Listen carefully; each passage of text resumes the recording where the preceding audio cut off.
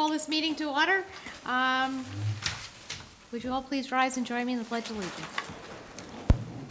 I pledge allegiance to the flag of the United States of America and to the republic for which it stands, one nation, under God, indivisible, with liberty and justice for all. Would the clerk please read the statement to the Public Meetings Act? In compliance with the Open Public Meetings Act, adequate notice of this meeting of the Council was provided by transmitting a copy of the meeting notice to the Madison Eagle and Morris County Daily Record, posting a copy on the bulletin board at the main entrance of the Bailey Ellard High School, and filing a copy in the office of the clerk, all on January 6, 2009. Copies of notice of change in time of this meeting was provided in the same manner on January 30th, 2009. All right. Would the clerk please call the roll? Mayor Holden. Here. Ms. Bailey. Here. Mr. Elias is absent. Mr. Conley. Here. Ms. Tsukamoto. Here. Dr. Esposito. Here. Mr. Dunham will be here a little late. Right. All right. This evening, Mr. Kalafut, this is mostly your show. So, if you would like to begin? Yes, I would, Mayor.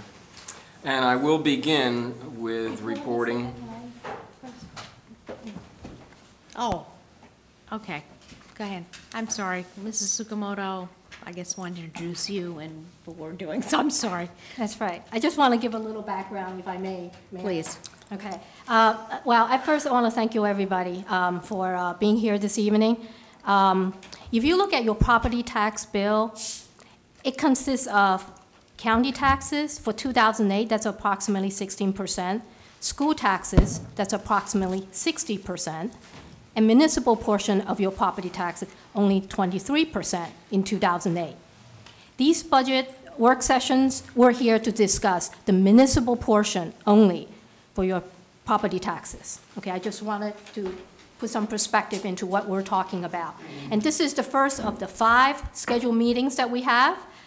On February 12th, that's next Thursday, at the same time, we will discuss departmental budgets for police, fire, library, public works, and some others. On February 19th, we will be talking about budgets for engineering, water, electric, and health department. On March 5th, we will be discussing capital budget, and our final budget adjustments will be discussed on March 19th. All these meetings at 6 p.m. right in this room. And our final budget will be introduced on April 13th. And our budget hearing is scheduled currently for May 11th. Okay. Thank you, and I apologize again. Now, Mr. Kalafut. I will add to that, that may all be delayed until we have the final numbers on the pension obligation and the state aid. Very good. Right. All right, with that, I will begin the meeting by reporting this morning I received the final preliminary numbers, which are being sent to Trenton with the annual financial statement. That showed the surplus that I estimated came in $500,000 higher.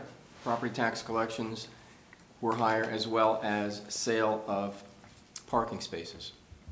That was good news, and as a further surprise, the tax collection rate came in at 99.36%.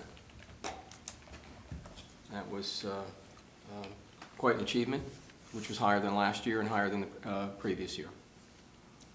So, to begin with, I would just like to review the last 3 years, the summary of appropriations and how we reduce those appropriations with revenues. The first document you can see at the very bottom, the total appropriations, including the capital improvement fund, increased by about $1.7 million. We asked the taxpayers for $700,000 of that. We offset that with revenues of over $1 million.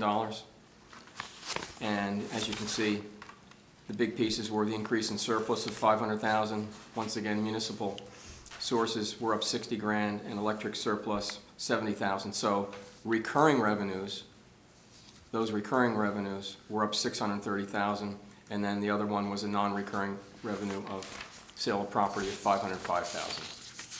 So once again, the total appropriations were up $1.7 million. We asked the taxpayers for significantly less than half of that, or 700,000. 2007 versus 2006. Net appropriations on the very bottom line were up $1,565,000.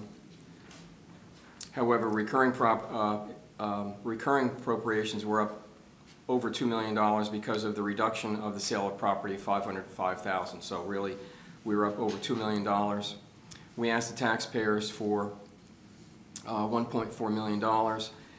Once again, we offset that with significant increases in the use of municipal surplus, another $550,000 increase in municipal sources of $66,000.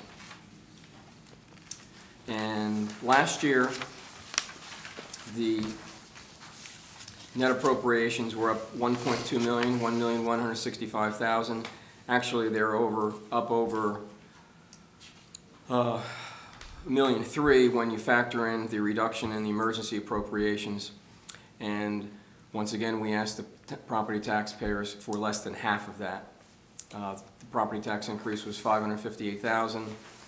And once again, we significantly increased our use of recurring revenues, $300,000 in the surplus, $349,000 in non-taxable municipal revenues, and the $90,000 in the electric utility surplus. During these 3 years, and if we looked at prior years, we would see that the council was very aggressive with the use of our surplus revenues to mitigate the increase in property taxes.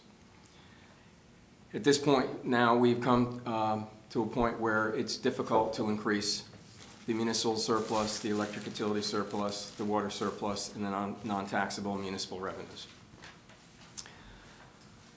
Major budget assumptions that we're going to be looking at, as you can see in the police department. Robert? Yes. May I? Can you just hold off for a minute till he's ready for, let him get through his assumptions, and then we'll get right to you, okay? Actually, that had nothing to do, Mayor, if I may ask you that. I was going to ask, see if Ray can talk about, since we started the budget process in August, for the interest of the public, they might not be aware of that. If we want to ask Ray to just give us a minute worth of what we have done so far and talk a little bit about the process so the public will understand what we've been doing so Well, far. let's go through the assumptions, Okay. and then maybe that'll be appropriate. Okay, great. to that, Thank you. Okay?